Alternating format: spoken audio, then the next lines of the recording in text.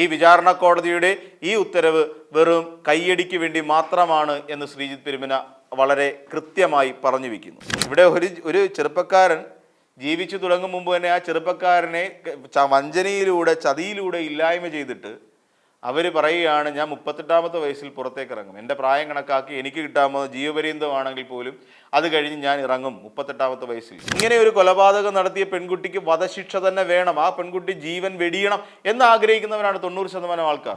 നമസ്കാരം. കഴിഞ്ഞ ദിവസം നമ്മളെല്ലാവരും കൈയടിച്ച ഒരു കേസാണ് ഷാരോൺ വധക്കേസ്.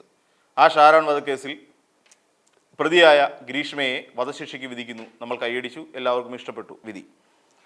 എന്നാൽ പ്രതിക്ക് വധശിക്ഷ ലഭിക്കുമോ? ലഭിക്കില്ല എന്നാണ് ശ്രീജിത്ത് പെരുമന എന്ന ഒരു അഭിഭാഷകന്റെ വാക്കുകളിൽ നമ്മൾ മനസ്സിലാക്കാൻ സാധിക്കുന്നത്. അതായത് ഈ പറയുന്ന ഇത് അവസാന കോടതിയല്ല, ഇതിൽ ഈ കോടതിയിൽ വധശിക്ഷ സെഷൻസ് കോടതിയിൽ വധശിക്ഷ വിധിക്കുന്നു. വിധിച്ചു കഴിഞ്ഞാൽ അപ്പീൽ പോകുന്നു. ആദ്യത്തെ അപ്പീലിൽ തന്നെ ഇളവ് ലഭിക്കും എന്നാണ്. അതായത് ആ കോടതിയിൽ ആദ്യത്തെ അപ്പീൽ കോടതിയിൽ തന്നെ കേസ് ദുർബലപ്പെടും, ഈ വിധി ദുർബലപ്പെടാനാണ് സാധ്യത. അതുകൊണ്ട് ഗ്രീഷ്മയെ തൂക്കിക്കൊല്ലാൻ സാധിക്കില്ല. ഈ വിചാരണ കോടതിയുടെ ഈ ഉത്തരവ് വെറും കയ്യടിക്ക് വേണ്ടി മാത്രമാണ് എന്ന് ശ്രീജിത്ത് പെരുമന വളരെ കൃത്യമായി പറഞ്ഞു വയ്ക്കുന്നു. അതിന് സുപ്രീം കോടതിയുടെ ചില നിർദ്ദേശങ്ങൾ കൂടി അദ്ദേഹം എടുത്തു പറയുന്നുണ്ട്. അതായത് വധശിക്ഷ ഈ രാജ്യത്ത് കുറ്റകൃത്യങ്ങൾ കുറയ്ക്കാൻ ഉതകില്ല എന്ന് സുപ്രീം കോടതിയുടെ ഒരു നിരീക്ഷണം ഉണ്ടായിരുന്നു. ആ നിരീക്ഷണം കൂടി അദ്ദേഹം കോട്ട് ചെയ്തുകൊണ്ടാണ് ഇക്കാര്യങ്ങൾ പറയുന്നത്. അവിടെ ഇക്കാര്യങ്ങളെല്ലാം കോടതി വരാന്തയിൽ മഴ പെയ്തപ്പോൾ കയറിയുന്ന അവർക്ക് പോലും മനസ്സിലാകുന്നതാണ്. ഇത് വെറുതെ കയ്യടി കിട്ടാൻ വേണ്ടിയിട്ട് വിചാരണ കോടതി ചെയ്ത വെറും ഒരു നടപടിക്രമം മാത്രമായിരുന്നു ഈ വധശിക്ഷ. പ്രതിഭാഗം അഭിഭാഷകൻ പറഞ്ഞിരുന്ന കാര്യം അത് തന്നെയാണ്. പ്രതിഭാഗം പറഞ്ഞിരുന്നത് ഇത് ഇങ്ങനെ ഈ രീതിയിൽ വധശിക്ഷ നടപ്പിലാക്കാൻ കഴിയില്ല, ഇത് അപൂർവം എന്ന് പറയാൻ പറ്റിയ കേസൊന്നുമല്ല. തന്നെയുമല്ല, ഇത് സുപ്രീം കോടതി വരെ എത്തുമ്പോഴേക്ക് ഇതിൻ്റെ ഈ ഇളവ് വീണ്ടും ലഭിച്ചുകൊണ്ടേയിരിക്കും. ജീവപര്യന്തമാണെങ്കിൽ പിന്നെയും നമുക്ക് എന്തെങ്കിലുമൊക്കെ ആ കാര്യത്തിൽ ചെയ്തെടുക്കാം എന്നുള്ളതാണ് പറഞ്ഞു വരുന്നത്. അതോടെ അതിലേറെ സുപ്രീം കോടതിയിൽ എത്തുമ്പോഴേക്ക് ഇത് ഏറ്റവും അധികം ദുർബലപ്പെടും എന്നാണ് പറയപ്പെടുന്നത്.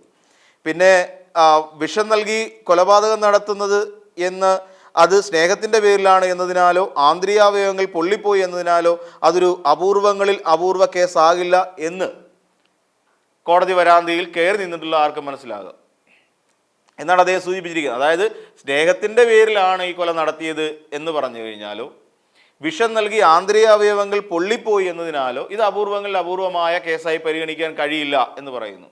പക്ഷേ നമ്മളെ സംബന്ധിച്ചിടത്തോളം നമ്മൾ ചിന്തിച്ചു കഴിഞ്ഞാൽ ഇത് അപൂർവമായ ഒരു കേസ് തന്നെയാണ്. കാര്യം ഇന്നുവരെ നമ്മുടെ കേരളത്തിൽ ഈ രീതിയിലുള്ള ഒരു കൊലപാതകം നടന്നിട്ടില്ല എന്നുള്ളതാണ് യാഥാർത്ഥ്യം.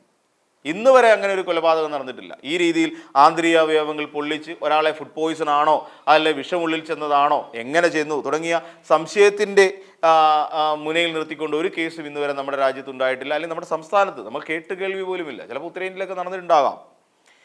അപ്പോൾ ഇത് ഈ അക്ഷരാർത്ഥത്തിൽ ഈ വിധിയിലൂടെ ഏറ്റവും അധികം ഗുണം ലഭിക്കാൻ പോകുന്നത് ഗ്രീഷ്മയ്ക്ക് തന്നെയാണ് എന്നുള്ളതാണ് അദ്ദേഹം പറഞ്ഞു വയ്ക്കുന്നത്. അതെങ്ങനെയാണ് നോക്കിക്കഴിഞ്ഞാൽ ഹൈക്കോടതി ആദ്യ പരിഗണനയിൽ തന്നെ വധശിക്ഷ സ്റ്റേ ചെയ്യും. പിന്നീട് ജീവപര്യന്തം എന്നതിലേക്ക് വന്നാലും സുപ്രീം കോടതിയിൽ അതിലേറെ ദുർബലപ്പെടും എന്ന കാര്യത്തിൽ സംശയം വേണ്ട എന്നാണ് ശ്രീജിത്ത് പെരുമനയുടെ നിരീക്ഷണം. കാരണം എല്ലാ സുപ്രീം കോടതി മാർഗനിർദ്ദേശങ്ങളെയും ഈ കേസിൽ വിചാരണ കോടതി കാറ്റിൽ പറത്തിയിട്ടുണ്ട്.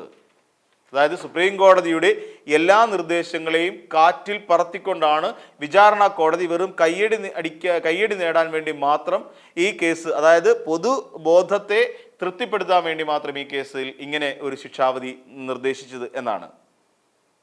പിന്നെ എന്താണ്, അതേസമയം ജീവപര്യന്തമായിരുന്നുവെങ്കിൽ അതൊരു വിഷയം മേൽക്കോടതികളിലേക്ക് പോകുമ്പോൾ അത് ശരിവെക്കാനുള്ള സാധ്യത ഉണ്ടായിരുന്നു എന്നുള്ളതാണ്. അപ്പോൾ ജീവപര്യന്തമായിരുന്നെങ്കിൽ ഒരു പക്ഷേ ഈ പെൺകുട്ടിക്ക് ഒരു സാധ്യതയുണ്ടായിരുന്നു, കാര്യം അത് ശരിവെക്കാനുള്ള സാധ്യതയുണ്ടായിരുന്നു. പക്ഷേ ഇത് ഹൈക്കോടതിയിൽ തന്നെ സ്റ്റേ ചെയ്യപ്പെടും എന്നുള്ളതാണ്. അപ്പോൾ എല്ലാവർക്കും അഭിനന്ദനം പറയുന്നുണ്ട്. കേസന്വേഷണം നടത്തിയ പോലീസിന് കുറ്റപത്രം സമർപ്പിച്ചാൽ അങ്ങനെ എല്ലാത്തിനും ക്രൈംബ്രാഞ്ചിനും പോലീസിനും പ്രോസിക്യൂഷനും ഒക്കെ അഭിനന്ദനങ്ങൾ അദ്ദേഹം രേഖപ്പെടുത്തുകയും ചെയ്യുന്നുണ്ട്. എന്നിട്ട് പറയുകയാണ്, വികാരമല്ല ഇവിടെ നമ്മളെ നയിക്കേണ്ടത് വികാരമാണ് എന്നുള്ളതാണ്. അല്ല, വികാരമല്ല വിവേകമാണ് നമ്മളെ നയിക്കേണ്ടത് എന്ന് അദ്ദേഹം പറയുന്നു. അപ്പോൾ പൗരാവകാശങ്ങൾക്ക് വേണ്ടി ഭരണഘടനയ്ക്ക് വേണ്ടി പോരാടുന്നവർ, പ്രത്യേകിച്ച് യാതൊരു ശാസ്ത്രീയ സ്റ്റാറ്റിസ്റ്റിക്കൽ അടിസ്ഥാനവുമില്ലാത്ത ഈ പ്രാകൃത സ്റ്റേറ്റ് സ്പോൺസേഡ് കൊലപാതകത്തെ തള്ളിപ്പറയണം. അതായത് എന്തിനെ തള്ളിപ്പറയണമെന്നാണ് ഈ പറയുന്നത്? പ്രാകൃതമാണ് വധശിക്ഷ. നമ്മളൊന്ന് ആലോചിച്ച് നോക്കും, നമ്മളൊരു പൊതുബോധം സൃഷ്ടിക്കപ്പെടുകയാണ്. അതായത് ഇങ്ങനെ ഒരു കൊലപാതകം നടത്തിയ പെൺകുട്ടിക്ക് വധശിക്ഷ തന്നെ വേണം, ആ പെൺകുട്ടി ജീവൻ വെടിയണം എന്ന് ആഗ്രഹിക്കുന്നവരാണ് 90% ആൾക്കാർ. പലരും കമന്റ് ചെയ്തതായിട്ട് കണ്ടു, ഈ പെൺകുട്ടിയെ ഒരിക്കലും അടുക്കള ഇൻചാർജ് കൊടുക്കരുത് എന്ന്. അടുക്കളയിൽ ഈ പെൺകുട്ടിക്ക് ഡ്യൂട്ടി കൊടുക്കരുത്. സാധാരണ പോലീസ് ജയിലിലായി കഴിഞ്ഞാൽ പലർക്കും പല ജോലികൾ വീതിച്ചു കൊടുക്കും. അപ്പോൾ അങ്ങനെ ജോലി കൊടുക്കുകയാണെങ്കിൽ ഒരു കാരണവശാലും ഗ്രീഷ്മയെ അടുക്കളയുടെ 7 അയലത്ത് അടുപ്പിക്കരുത് എന്നാണ് പറഞ്ഞിരിക്കുന്നത്. ചിലർ അവരുടെ അഭിപ്രായം പ്രകടിപ്പിച്ചിരിക്കുന്നത് അങ്ങനെയാണ്. കാര്യം എന്തെന്ന് വെച്ചാൽ അവിടെ ഗ്രീഷ്മ ഒഴികെ വേറെ ആരും പിന്നെ ജയിലിൽ ഉണ്ടാകില്ല, അവരെല്ലാവരും മരണപ്പെടും. അത്രത്തോളം ഭീകരമായ അവസ്ഥയാണ് അല്ലെങ്കിൽ അത്രത്തോളം ഭയക്കുന്നുണ്ട് ഗ്രീഷ്മയെ പലരും. എന്തിനേറെ ഗ്രീഷ്മ ഉണ്ടാക്കി വെച്ച പല ട്രോളുകളിൽ അല്ലെങ്കിൽ ട്രോളുകൾ തന്നെ നമുക്ക് പരിശോധിച്ച് നോക്കാം. ആ ട്രോളുകളിൽ പല ആൺകുട്ടികൾ ഇന്ന് വളരെ ഭയപ്പാടോടുകൂടിയാണ് സ്വന്തം കാമുകിയെ പോലും നോക്കിക്കാണുന്നത്. അവരുടെ കയ്യിൽ നിന്ന് ഒരു ഗ്ലാസ് വെള്ളം വാങ്ങി കുടിക്കാൻ പോലും ഇന്ന് അവർക്ക് ഭയമാണ്. കാര്യം ഒരു ചെറിയ ബ്രേക്കപ്പിൻ്റെ സ്ഥാനത്ത് വന്നു, ഓക്കെ നീ പൊക്കോ, നീ ബ്രേക്കപ്പ് ആയിക്കോ, സമാധാനമായി. കാര്യം എന്താ, നാളെ വീണ്ടും സ്നേഹത്തോടെ വിളിച്ച് പിന്നെ ഇല്ലായ്മ ഇതിനെക്കാട്ടി നല്ലതല്ലേ? അപ്പോൾ അത് അങ്ങനെ ഒരു പൊതുബോധം സൃഷ്ടിക്കപ്പെട്ടു. അപ്പോൾ അതുകൊണ്ട് ഈ സ്റ്റേറ്റ് സ്പോൺസേഡ് കൊലപാതകത്തെ നമ്മളെല്ലാവരും പ്രാകൃതമായ ഈ സ്റ്റേറ്റ് സ്പോൺസേഡ് ഈ കൊലപാതകത്തെ നമ്മളെല്ലാവരും തള്ളിപ്പറയണം. പക്ഷേ എല്ലാവരും ആഗ്രഹിക്കുന്നുണ്ടെന്നേ, അത് നമ്മൾ തള്ളിപ്പറയുന്നത് എങ്ങനെ? എല്ലാവരും ഈ പറയുന്ന 90% ആളുകളും അതിനെ അംഗീകരിക്കുന്നുണ്ട്. അവരെ തൂക്കിക്കൊല്ലണം എന്നുള്ളത് തന്നെ, വധശിക്ഷ വാങ്ങിക്കൊടുക്കണം. അവരുടെ വീട്ടുകാരുടെ ഒരു മര്യാദയുണ്ടല്ലോ, അവരുടെ വീട്ടുകാരുടെ മാനസികാവസ്ഥയുണ്ട്. പോറ്റി വളർത്തിയ സ്വന്തം മകനെ കൊന്നവനെ അല്ലെ കൊന്നവളെ ഇങ്ങനെ കൈയും കെട്ടി അവളെ സർക്കാർ ചെലവിൽ തീറ്റിപ്പോറ്റി വളർത്തുന്നത് കണ്ടു നിൽക്കാനാവില്ല അവരുടെ വീട്ടുകാർക്ക്. അതെന്ന് നമ്മൾ മനസ്സിലാക്കാതെ പോകുന്നു. എന്താണ് നിയമം പറയുന്നത്? കൊല്ലരുത് എന്നാണ് നിയമം പറയുന്നത്. അതുകൊണ്ട് എങ്ങനെ ആ നിയമത്തിന് പറയാനാകും കൊല്ലരുതെന്ന്? കൊന്നുകൊണ്ട് എങ്ങനെ ആ നിയമത്തിന് പറയാനാകും കൊല്ലരുത് എന്ന്? നിയമം പറയുന്നത് കൊല്ലരുത് എന്നാണ്. പക്ഷെ ഗ്രീഷ്മ ചെയ്തത് എന്താണ്? ഒരാളെ ഊട്ടി വളർത്തി വലുതാക്കുകയാണോ ചെയ്തത്? ഗ്രീഷ്മ ചെയ്തത് കൊലക്കുറ്റം തന്നെയാണ്, കൊല്ലുകയാണ് ചെയ്തത്. അപ്പോൾ ആ നിയമം തന്നെ, കൊല്ലരുത് എന്ന് പറയുന്ന നിയമം തന്നെ കൊല്ലണം എന്ന് പറയുന്നതിലെ സാങ്കത്യം മനസ്സിലാകുന്നില്ല എന്ന് ശ്രീത് പെരുമന ചോദിക്കുന്നു. വധശിക്ഷ കുറ്റകൃത്യങ്ങൾ കുറയ്ക്കില്ല എന്ന പരമോന്നത കോടതിയുടെ വിധിയും ഇതോടൊപ്പം ചേർത്ത് വായിക്കാം. ആയിക്കോട്ടെ. വധശിക്ഷ കുറ്റകൃത്യങ്ങൾ ഉണ്ടാകുന്നത് തടയുമെന്ന് യാതൊരു ശാസ്ത്രീയമോ അല്ലാത്തതോ ആയ തെളിവുകളോ കണക്കുകളോ ഇല്ലെന്ന് സുപ്രീം കോടതിയുടെ സുപ്രധാന വിധിയുണ്ട്.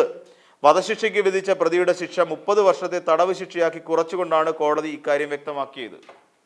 ഈ ഗ്രീഷ്മ ജീവപര്യന്തം കാൽക്കുലേറ്റ് ചെയ്തുകൊണ്ട് പറഞ്ഞെന്താണെന്ന് അറിയാമോ? ഗ്രീഷ്മ അതായത് 38ാമത്തെ വയസ്സിൽ ശിക്ഷാ കാലാവധി കഴിഞ്ഞ് പുറത്തിറങ്ങും, പിന്നെ ജീവിച്ചൂടെ? ഇവിടെ ഒരു ചെറുപ്പക്കാരൻ ജീവിച്ചു തുടങ്ങും മുമ്പ് തന്നെ ആ ചെറുപ്പക്കാരനെ വഞ്ചനയിലൂടെ ചതിയിലൂടെ ഇല്ലായ്മ ചെയ്തിട്ട് അവർ പറയുകയാണ്, ഞാൻ 38ാമത്തെ വയസ്സിൽ പുറത്തേക്ക് ഇറങ്ങും, എൻ്റെ പ്രായം കണക്കാക്കി എനിക്ക് കിട്ടാമോ ജീവപര്യന്തമാണെങ്കിൽ പോലും അത് കഴിഞ്ഞ് ഞാൻ ഇറങ്ങും 38ാമത്തെ വയസ്സിൽ. 38 എന്ന് പറഞ്ഞാൽ വലിയ കുഴപ്പമില്ലാത്ത പ്രായമാണ്, ജീവിക്കാൻ പറ്റിയ പ്രായമാണ്. ആ പ്രായത്തിൽ ഞാൻ പുറത്തിറങ്ങുമെന്ന് കോടതിയെ പോലും വെല്ലുവിളിച്ച ഒരു പെൺകുട്ടിയാണ് ഗ്രീഷ്മ. ആ ഗ്രീഷ്മയെ കൊല്ലുന്നതിനോടാണോ ശ്രീത് പെരുമേനയുടെ ഈ ഒരു അസംതൃപ്തി എന്നാണ് മനസ്സിലാകാത്തത്. അപ്പോൾ കുറ്റവാളികൾക്ക് വധശിക്ഷ നൽകുന്നതിലൂടെ മറ്റുള്ളവർ ഭാവിയിൽ കുറ്റകൃത്യങ്ങളിൽ ഏർപ്പെടൽ തടയാതിരിക്കുകയോ ചെയ്യാം. എന്നാൽ വധശിക്ഷ നൽകുന്നതിലൂടെ സമൂഹത്തിലെ കുറ്റകൃത്യങ്ങൾ കുറയുമെന്ന് തെളിയിക്കുന്ന യാതൊരു രേഖകളും തെളിവുകളും സ്ഥിതിവിവര കണക്കുകൾ ലഭ്യമല്ലെന്നും കോടതി വ്യക്തമാക്കിയിട്ടുണ്ട്. ഒരുപക്ഷെ ആയിരിക്കാം. കാരണം മറ്റൊന്നുകൂടിയുണ്ട്, വധശിക്ഷ വിധിക്കപ്പെട്ടു എന്ന് അല്ലെങ്കിൽ അങ്ങനെ വിധിക്കപ്പെട്ടു എന്നുള്ളതുകൊണ്ട് മാത്രം അർത്ഥമില്ല, വധശിക്ഷ നൽകുക എന്നുള്ളിടത്താണ് പ്രാധാന്യം. ഇവിടെ രാജ്യത്ത് വധശിക്ഷയ്ക്ക് വിധിക്കപ്പെട്ട വിചാരണ കോടതികളിൽ വധശിക്ഷയ്ക്ക് വിധിക്കപ്പെടുമ്പോൾ ഇവിടെ മേൽക്കോടതികളിൽ പോയി ആ വധശിക്ഷ സ്റ്റേ ചെയ്യാൻ കഴിയുന്നുണ്ട്. ഇവിടെ ഗോവിന്ദച്ചാമി എന്ന് പറയുന്ന ഒരാൾ രക്ഷപ്പെട്ടതിന് കാരണം എന്താണ്? ഗോവിന്ദച്ചാമി ഒരു പെൺകുട്ടിയെ ട്രെയിനിൽ നിന്ന് തള്ളിയിട്ട് കൊലപ്പെടുത്തി, ഒറ്റ കാരണം കൊണ്ട് മാത്രമാണ്. അത് നമുക്ക് എല്ലാവർക്കും അറിയാവുന്ന കാരണം തന്നെയാണ്.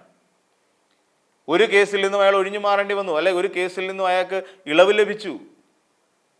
അപ്പോൾ അങ്ങനെയുള്ള ഇളവുകൾ ഇവിടെ ഏത് സാഹചര്യത്തിലും ഉണ്ടാകും. അതുകൊണ്ട് ഒരാളെ വിചാരണ കോടതി വിധിച്ചുവെങ്കിൽ തന്നെയും ഇത് അങ്ങേറ്റം എത്തുമ്പോൾ ഇതൊരു ചിലപ്പോൾ ഒരു പക്ഷേ ഇതൊരു ജീവപര്യന്തം തടവ് മാത്രമായി ചുരുങ്ങിപ്പോവും. അതിനുള്ള കാരണങ്ങൾ പറയപ്പെടുന്നുണ്ട്. പിന്നെ ഈ ശ്രീത് പെരുമന പറയുന്ന പോലെ വധശിക്ഷയെ പ്രാകൃതം എന്ന് വിളിച്ച് നമുക്ക് അധിക്ഷേപിക്കാൻ കഴിയില്ല.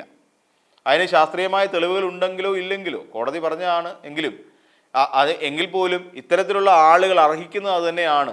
ഒരു മാനുഷിക പരിഗണന എന്ന് പറയുന്ന കാര്യങ്ങൾ, അതായത് ഒരു മാനുഷിക പരിഗണനയും കാണിക്കാത്ത ഒരാൾക്ക് നിയമം എന്തിന് മാനുഷിക പരിഗണന അനുവദിച്ചു കൊടുക്കണം എന്നൊരു വലിയ ചോദ്യം കൂടി ഈ ഗ്രീഷ്മയെ സപ്പോർട്ട് ചെയ്യുന്നവർക്കായി നമുക്ക് കൊടുക്കേണ്ടതുണ്ട്.